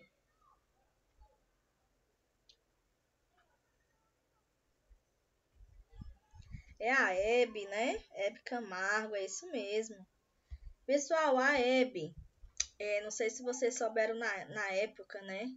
A Hebe, ela teve um câncer próximo à região do estômago, certo? E aí chegou um tempo que a Hebe, ela, em plena consciência, ela pensou e falou para os médicos que estavam atendendo ela que ela queria ficar perto da família, ela queria morrer em casa, ela já estava com essa consciência de que ela ia falecer, né? Estava ciente, já foi orientada e tudo. E aí ela disse para o médico, olha, eu não quero mais ficar no hospital, eu quero ir para minha casa, ficar perto das minhas coisas, ficar perto da minha família, eu quero morrer em paz, morrer tranquila. E assim foi feito, né? Então, foi suspendido qualquer tipo de tratamento para ela. Ela, com certeza, ela entrou em cuidados paliativos através do home care, ou seja, os cuidados paliativos em casa, né? Porque ela optou a não ficar dentro do hospital, certo? Então, isso aí, no caso da Hebe, foi um caso de ortotanásia, porque foi a pedido dela, já estava numa fase terminal, tá? E a ortotanásia é a modalidade que é aceita aqui no Brasil. Então, ela não queria ficar no hospital, não queria mais participar de nenhum tipo de exame, de equipamentos estarem ligados nela, ela não queria. Ela queria que a doença continuasse aí no seu curso. E foi decisão dela de ficar em casa, e ela morreu em casa, certo? Então, eu trouxe só esse caso para que vocês saibam, né? Achei interessante trazer. E aí nós temos uma outra modalidade, que é a distanásia, certo? A distanásia é a morte difícil ou penosa, usada para indicar o prolongamento do processo da morte, ou seja, você vai prolongar aquela morte ali, através de tratamento que apenas prolongue a vida biológica do paciente. No caso, alguns autores relatam que a distanásia ela é sem qualidade de vida, ela não tem qualidade de vida, né? E sem dignidade. E ela é chamada também com outro termo, que é chamado de obstinação terapêutica, certo? Então, é você ligar equipamentos, é você tentar medicamento, é você entubar, é você fazer a distanásia, é você aceitar esse prolongamento da morte, certo? Eu confesso a vocês, gente, que com relação à minha mãe, eu fico assim me perguntando, será que eu quis a distanásia nela? Eu fico assim me perguntando, sabe? Quando eu comecei a montar essa aula, eu fiquei assim pensando. Mas, ao mesmo tempo, na época, parece que a ficha não tinha caído. Eu estava assim vivendo um momento que é como se eu negasse. É justamente aquela fase que eu mostrei, a fase de você negar. Eu não estava acreditando. E ao mesmo tempo eu estava com a esperança dentro de mim, né? Porque eu orava bastante, pedia muito a Deus que Deus tirasse ela daquela situação. Mas ao mesmo tempo eu entregava tudo a Deus. Eu dizia, Senhor, faça a tua vontade também, né? Porque a gente só quer muitas vezes impor. E aí, talvez seja por esses dois motivos, né?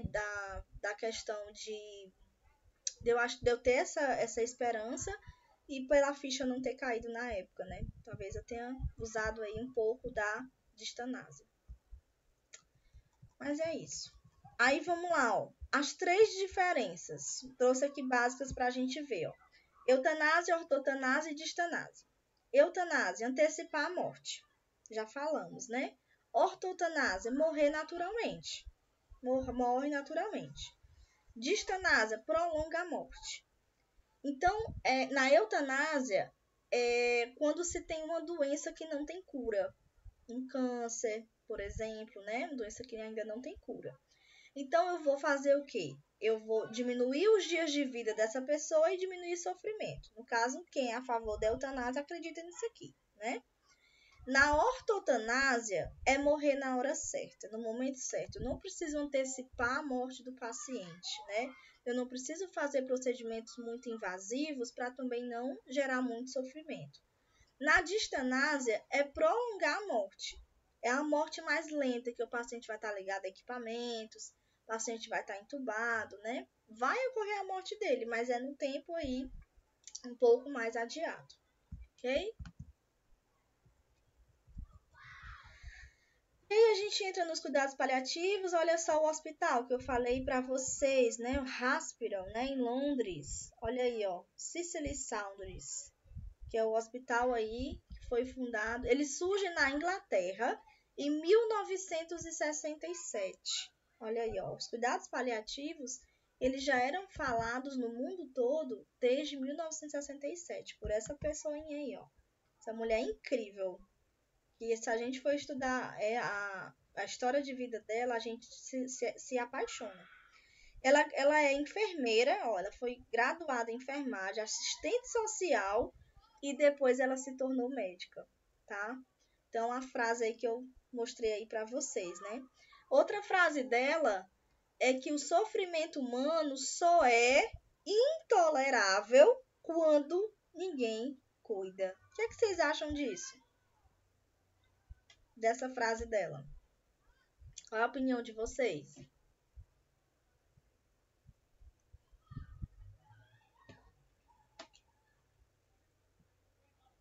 Que o sofrimento humano só é intolerável quando ninguém cuida. E aí, pessoal?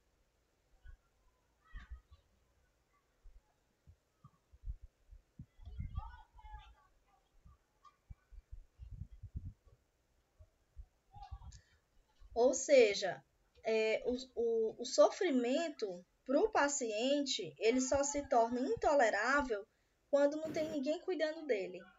Mas quando a gente vê que o paciente está cercado por uma equipe maravilhosa de cuidados paliativos, de pessoas que se importam, de pessoas que amam, de pessoas que trazem essa dignidade humana, pessoas que respeitam, né? Da própria família perto também, né? As pessoas que o paciente ama. Então, acaba se tornando tolerável o sofrimento. Então, nessa frase dela, não justifica a eutanásia, certo? Vocês estão aí ainda, gente? Dá um oi aí.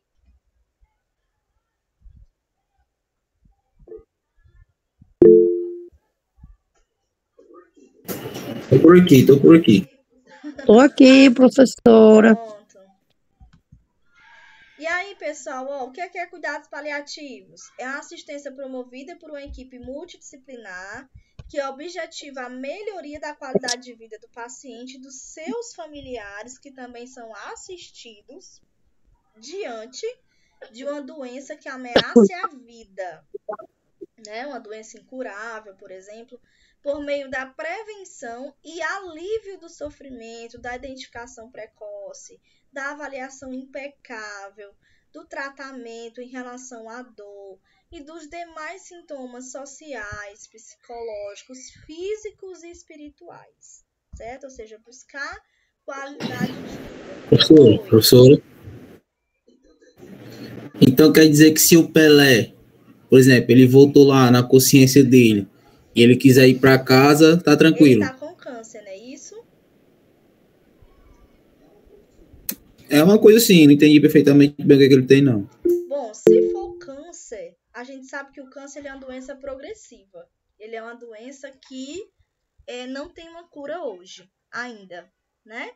Então, se for caso dele continuar piorando e não quiser mais, estiver na fase terminal realmente, pacientes de cuidados paliativos, né, considerado, se ele decidir que quer ficar em casa, não receber mais o tratamento, tiver numa condição imprópria mesmo, ele tem a opção de decidir e ser a ortotanásia, como a gente falou em relação à Hebe, né?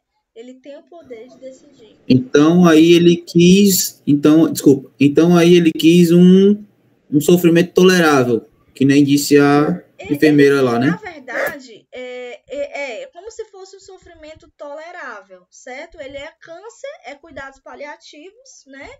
E ele quer deixar o curso natural da doença acontecer, certo? Porque antigamente, há muito tempo atrás, não tinha negócio de hospital, de médico, de medicamento, não existia nada disso. Nem se falava em cuidados paliativos, né? Há muito tempo atrás. E hoje a gente já fala. Então, antigamente era desse jeito. A doença ela acontecia e as pessoas deixavam o curso natural dessa doença acontecer. Elas não interferiam nesse curso natural. Porque a gente sabe que o câncer, quando não se tem a cura, ele vai evoluindo. E a gente sabe o final já, né? A gente tem uma noção de que aquele paciente ele vai ter poucos meses ou até poucos anos de vida, dependendo do caso, né? E aí, realmente, né, como a Keila falou, ó, ele está em cuidados paliativos pelo câncer. E ele pode vir para casa, mas ter toda essa equipe amparada de cuidados paliativos em home care também. Não, o próprio hospital, hoje, ele não é um local que o paciente vai morrer lá, entendeu? Ele tem a opção de escolher, eu quero ir para minha casa, eu quero ficar em casa com a minha família até um dia que Deus quiser me levar. Vocês estão entendendo? Então, isso aí se chama de ortotanásia, como aconteceu com a Hebe. Então, ele tem essa opção também, se ele quiser, certo? Como a Keila falou, exatamente. Ó, antigamente, a pessoa ela morria em casa. Não existia esse negócio de hospital, né? E isso deve ser respeitado, certo? Porque a gente já sabe o final, né? Já tem noção aí como é que vai ser o final, certo? Modalidade de assistência. Quais são os tipos de paciente que devem estar enquadrados dentro dos cuidados paliativos? Pacientes de câncer, que é uma doença terminal, uma doença incurável. Pessoas que têm doença pulmonar obstrutiva crônica, insuficiência cardíaca congestiva, insuficiência renal crônica, certo? Doenças neurológicas e doenças degenerativas, tá? Então, são doenças aí enquadradas em relação aos cuidados paliativos, ok? Qual é o papel da enfermagem? O papel da enfermagem dentro dos cuidados paliativos, né? É reconhecer os problemas que vão afligir aí a doença, que vão fazer com que o paciente sofra, reconhecer as necessidades básicas do paciente, trazer mais esse suporte psicológico, social, quando for mais importante, quando for necessário, certo? Por exemplo, a minha mãe estava em cuidados paliativos e a equipe intensificou e falou pra gente, olha, a gente não vai barrar vocês aqui por causa de horário de visita, não. Vocês vão ficar à vontade, certo? Vocês podem vir visitar, a gente vai aumentar isso aí para que vocês fiquem bem mais próximo dela nesses últimos dias de vida. E assim a gente fez, né? Eles não barravam a gente, não. Entendeu? Para a gente ter esse momento mais próximo. Realizar o plano de cuidados individual. Cada paciente ele é único, cada paciente é especial, né? Então, existe um plano individual de cuidados, certo? Prover orientações ao paciente, família e cuidadores em relação ao cuidado, preferencialmente por escrito, com certeza, né? Se o paciente, por exemplo, for para casa, o médico deve orientar o paciente, a família, né? O cuidador. Preservar o quanto possível os aspectos do autocuidado e da vida normal. Se é aquele paciente que ele gosta de se arrumar, gosta de tomar o seu banho, né, de ficar cheirosinho, tem que respeitar isso aí dele. Respeitar e entender que ele gosta dessas coisas, né? Ele gosta de se sentir bem. Então, é respeitar esses pontos. Certo? Professora,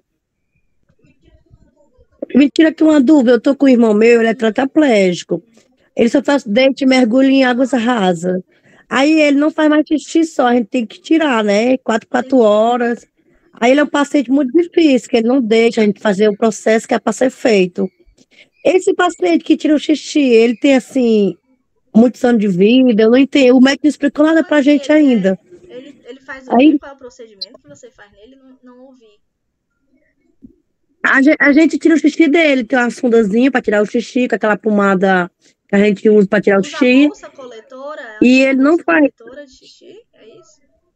Não, ele não usa mais essa bolsa. A bolsa ali só foi durante 2 meses. A gente tira o xixi dele 4 horas. Aí tá num momento muito difícil, que ele não quer mais deixar tirar o xixi. Aí fica muito, ele é muito complicado, o paciente complicado, ele não quer viver, pede para Deus vir buscar ele toda hora, é muito, muito difícil. Aí ele não faz xixi só, a gente tem que estar tirando, cocô também tem que estar fazendo a massagem, leva 8 dias. Aí os médicos não explicaram nada pra gente, porque assim, ele é um paciente que não faz xixi só. Vai deixar muito tempo, entendeu? Ele não explicou nada pra gente ainda, nada. 2 anos, ninguém nunca explicou nada. Aí eu queria que você tirasse essa dúvida, se você gosta de xixi, Pronto, vamos fazer como o é que seguinte, funciona? devido ao nosso tempo, Ediane, que tá muito corrido, eu só tenho 15 minutos, né? Eu vou fazer o seguinte, eu vou falar contigo no privado. Pode ser depois? Depois tu me dá um oi no privado, porque a nossa aula tá... Tô correndo contra o tempo para poder a gente terminar. Mas aí Tá depois eu converso com certo, você, pode tá certo, deixar. Viu? tá certo, obrigada, porque eu Vai dar tô certo. perdidinha, porque não Vai explicaram dar nada pra certo. gente. Nada. Tá certo, obrigada. Então, o papel da enfermagem também é aliviar o sofrimento, o medo, a ansiedade do paciente, família e cuidadores, né? E aí, pessoal, encorajar, né, esse cuidado, realizar ação educativa, né, orientar, buscar instrumentos para sistematizar o cuidado, promover informações e suporte para o momento do óbito, como é que isso vai acontecer, né, preparar a família. No caso aí, o ideal é ter um psicólogo, né, para poder preparar também, proporcionar um conforto físico, né, então tudo isso é importante, ok? Em relação aos cuidados paliativos, existem duas rotas. Existem duas rotas para morrer, digamos assim, certo? Existe a rota mais difícil e a rota mais tranquila, certo? A rota mais tranquila ela é a rota normal, que é o paciente fazendo um programa de sedação, certo? O paciente ele fica com muito sono, meio letárgico, meio lento, que é como se fosse um semicoma, certo? Do semicoma, ele entra em coma.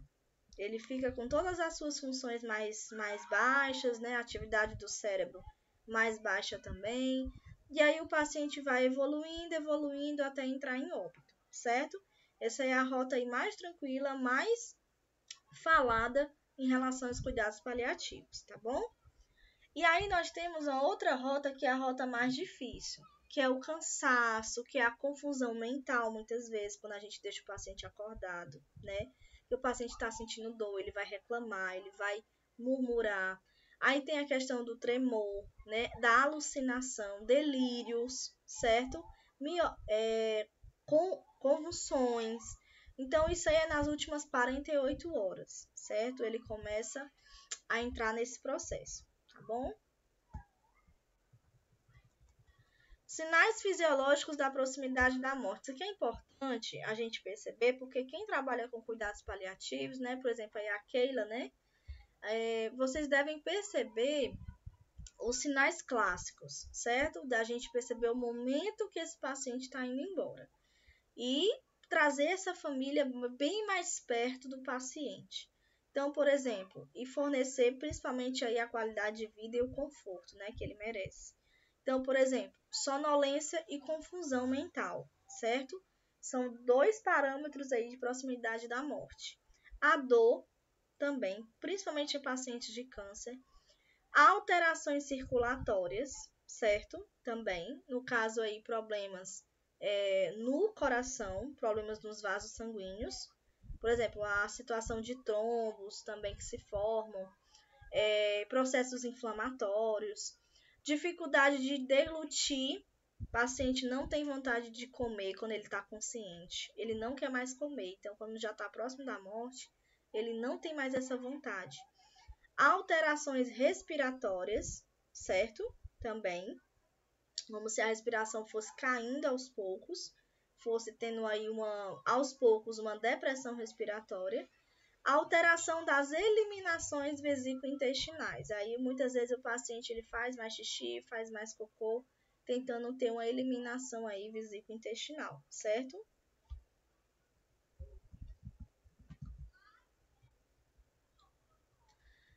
E aí, quais são os princípios básicos? A gente já até falou, né? Alguns relacionados à enfermagem, mas os princípios básicos: promover o alívio da dor e outros sintomas que possam acontecer, por exemplo, aí o estresse, né? Do final de vida. Reafirmam a vida e vê a morte como um processo natural. Então, nos cuidados paliativos, não se fala em eutanásia. Não se fala. Se fala num processo natural. Que isso acontece, isso é a única certeza que a gente tem, né?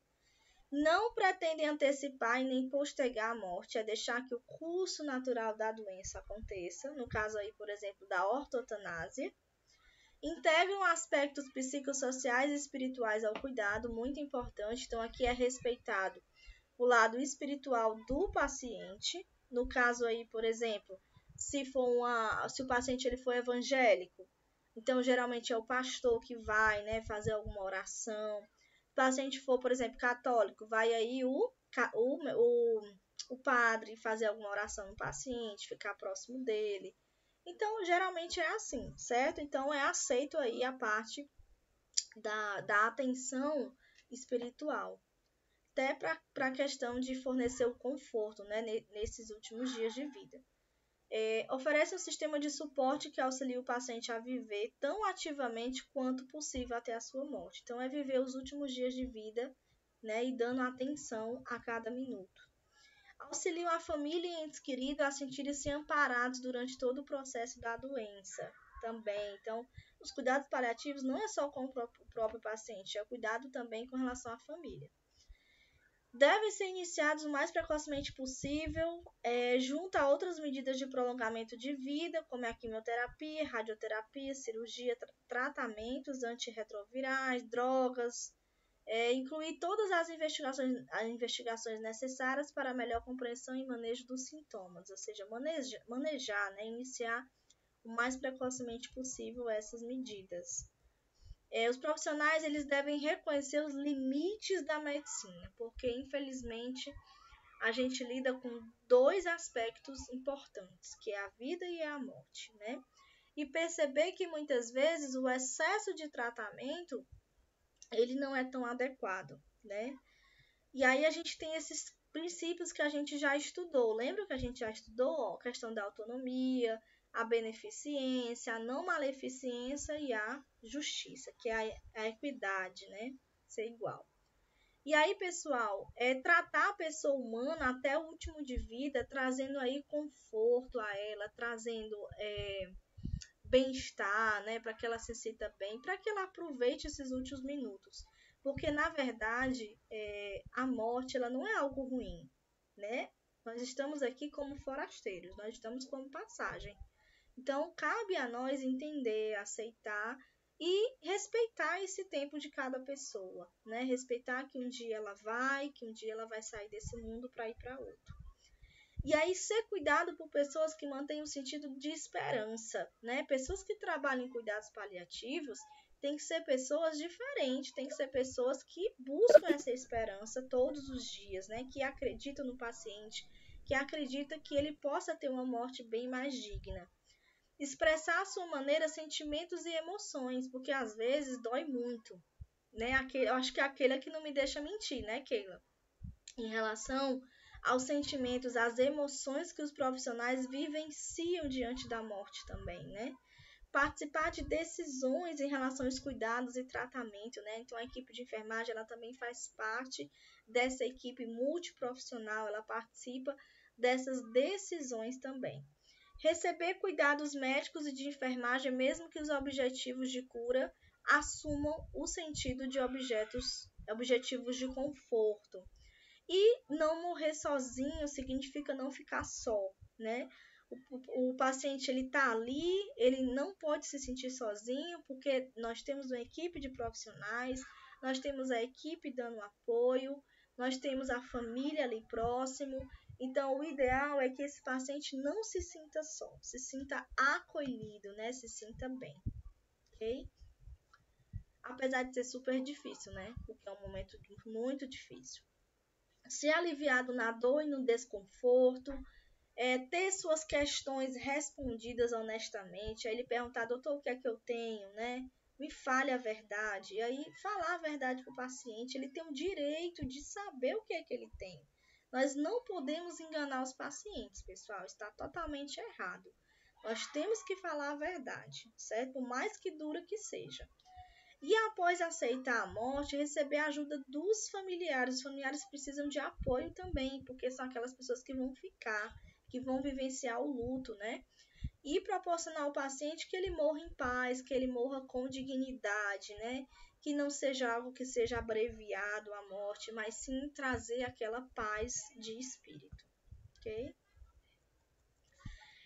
Conservar a individualidade e não ser julgado por decisões contrárias em relação às crenças, né? Então, respeitar a parte religiosa de cada um, as experiências, né? Respeitar o corpo humano, pessoal, também. Tem tanta gente que quer entrar na UTI de estagiário que quer ficar batendo foto todo o tempo. Imagina bater foto do corpo dos pacientes para estar postando, para estar dizendo que está ali, né? Então, assim, respeitar. Ele é um ser humano, por mais que tenha morrido, mas é um ser humano. A gente não queria que acontecesse com a gente, né? Ser cuidado por pessoas humanas, competentes, sensíveis, né? Que buscam compreender as necessidades, que gostam de ajudar. Considerar aí o respeito, né, em relação ao paciente, a convivência durante essa última fase de vida, respeitar a morte também, o seu curso natural. E aí, pessoal, falando um pouquinho do papel do assistente espiritual na equipe de cuidados paliativos, né, como eu tinha falado a vocês. Essa questão da fé é muito importante, né, ter esse suporte da comunidade religiosa, né, para o paciente se sentir mais bem ainda, se sentir melhor, sentir que ele é amado, que ele tem dignidade, que ele vai buscar esse caminho da paz. Então, é totalmente diferente quando a gente tem um paciente que ele está sendo acompanhado pelo assistente espiritual, totalmente diferente, né, como se trouxesse um pouco mais de conforto, certo?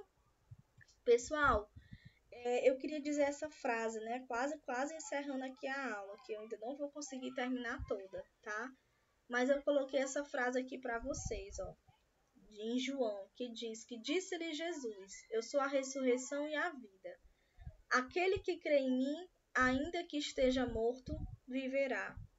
E todo aquele que vive e crê em mim, jamais morrerá. Então, eu queria encerrar a aula de hoje, né, nessa frase, tá? Vou deixar aqui as questões. E a parte do aborto a gente vai abordar na segunda-feira, tá certo? Esse finalzinho da aula. E espero de verdade, assim, que vocês tenham gostado, tá bom? Em relação à aula de hoje. É um tema bastante polêmico, mas tentei trazer aí o máximo. Trouxe meu ponto de vista, né? Não sei se é de todo mundo, mas respeito se for o pensamento contrário, tá certo? Mas é aquilo, gente, é fazer o bem, exercer a enfermagem da melhor forma. Se a gente escolheu enfermagem, a gente escolheu cuidar de seres humanos, né? Tem que ter o respeito, tem que ter a dignidade, tem que entender que o paciente ele vai viver cada minuto próximo à sua morte, né? Respeitar esse curso natural. Então, pelo menos, eu penso assim, sabe? E eu penso também que nós estamos aqui como forasteiros, nós estamos como passagem. Que aqui é uma prova de fogo para a gente receber a coroa da vida, né? Muitas vezes a gente vê pessoas querendo tirar a sua vida, querendo se matar por não aguentar o sofrimento, mas eu fico pensando, aqui se é uma prova de fogo, e se a gente vai receber essa coroa da vida, quem é cristão, né, acredita nisso, então por que não ser tolerante? Por que não tolerar esse sofrimento, já que é passageiro, né? Para que realmente a gente consiga vencer, nós conseguimos ter fé, nós conseguimos buscar ser pessoas melhores, né? Buscar entender que a vida é um dom, né? Que a gente recebe e que muitas vezes, quem somos nós? Pelo menos eu penso assim, quem somos nós para tirarmos a nossa vida? Nós não somos dono dela, né? Então, o que eu posso dizer para vocês é a mensagem que eu deixei aí, né, por último, e que façamos o melhor para cada paciente, né? A Keila que está aí nos cuidados paliativos, Keila, dê o seu melhor, né? Faça essa diferença, tá certo? E é assim, tá bom? Então, espero assim de verdade que todos tenham gostado. Obrigado, professora. Eu que agradeço a participação, né? Esse tempão que vocês ficam comigo aí, essas 2 horas, me aguentando. Mas, professor, deixa eu só perguntar aqui uma coisa.